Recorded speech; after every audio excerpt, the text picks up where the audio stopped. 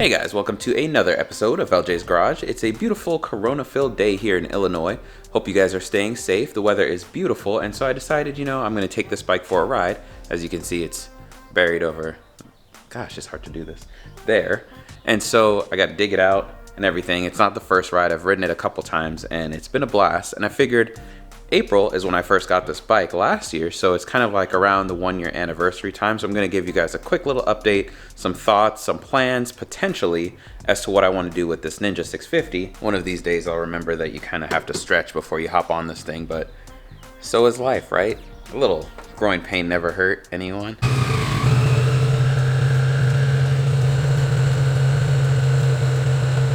Alright, so I got it turned off right now just so I can give you guys a quick walk around. So the first thing I did, look at this. I got my little GoPro mount. This thing's kind of cool right here. It's not too bad. And eventually I'm going to replace this guy right here. So this will just get moved right over. I got plenty of these. And this is actually pretty cheap. And then up here, I got my other little mount.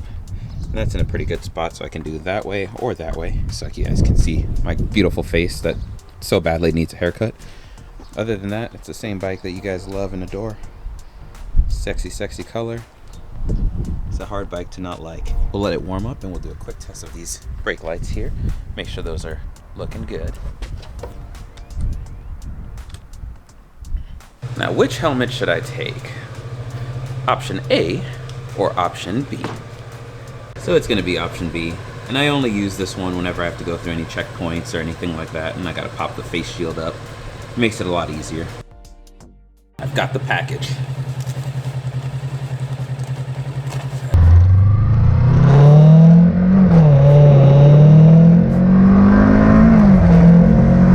Like I said when I first got this bike, it's just so balanced. It's got the perfect recipe of speed, handling, braking, and it's just so sharp. It handles the road very well. I can feel confident on the bike.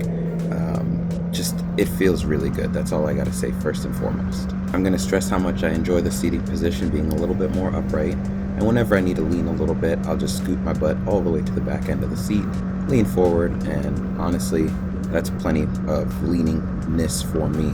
And I don't really feel like I need that super sport seating position, but I feel like I get that with the way this overall bike feels. The only gripe I have with this bike ever is that sometimes when you're shifting gears, it sounds a little clunky, and it sounds like so much bad is happening in there, but I know that that's just how this is every now and then, and so you kind of have to find a way to ignore it, but nothing bad really happens. It's just an annoying clunky noise that it makes.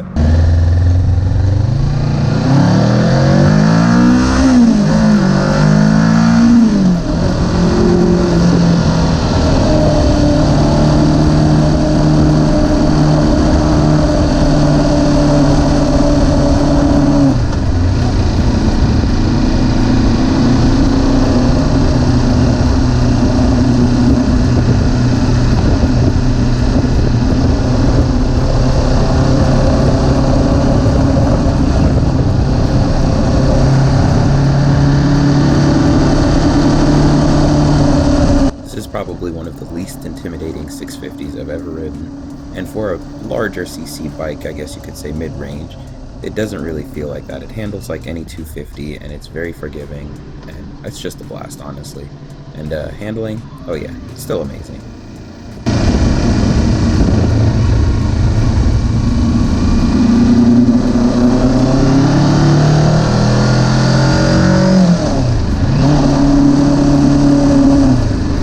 For anyone that does care, gas mileage is really good on this bike. For the 4-gallon tank that it's got or so, I usually end up getting just a hair under 200 miles per fill up, so I think that's pretty damn good. Other than that, I really don't have any problems. I really just enjoy this bike a lot, and since I do live around the city, it's nice to have a little town cruiser, and every now and then I can take the back roads and get on it, and I feel pretty good. I don't really feel like I'm missing out too much, unless I'm on the highway, which that's my only real concern with this 650 is that it doesn't have that top end that I need on the highway. Makes me feel a little bit underpowered, but that's again what you get with a 650, and that's just a small trade-off for everything else that you get at this price point, especially on these deals that a lot of places have on these 2019 Ninjas right now.